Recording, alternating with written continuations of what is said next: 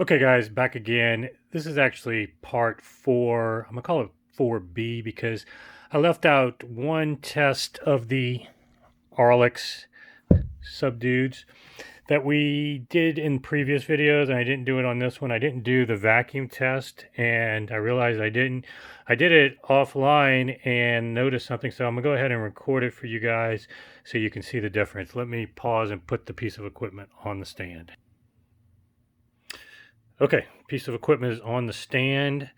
We've seen in previous videos what the baseline is from this piece of equipment on the floor with the vacuum running.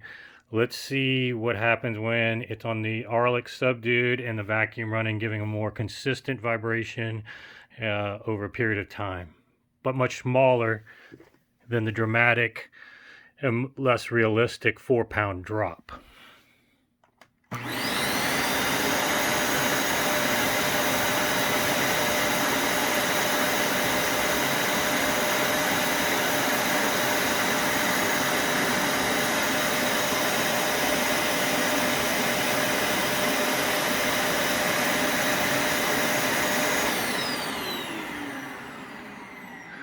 Okay, so if you notice in this test, there was one thing that was markedly different than what we've seen in the past with the vacuum test.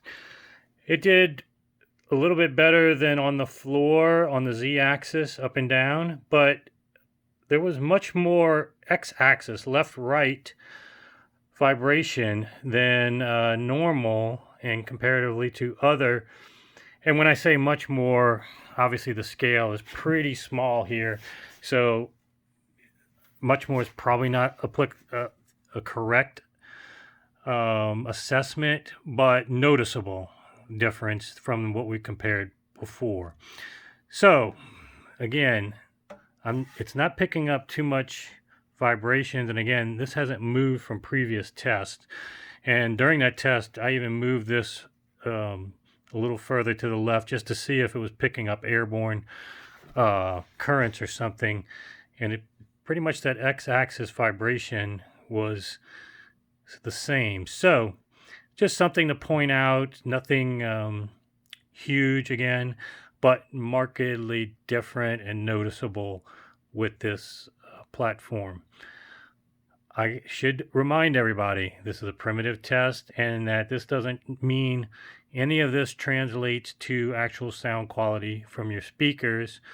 Although I would say, as I said in the previous video, using these on something like your speakers or turntables and even tube equipment probably has the highest chance of improving output, and that is even measurable.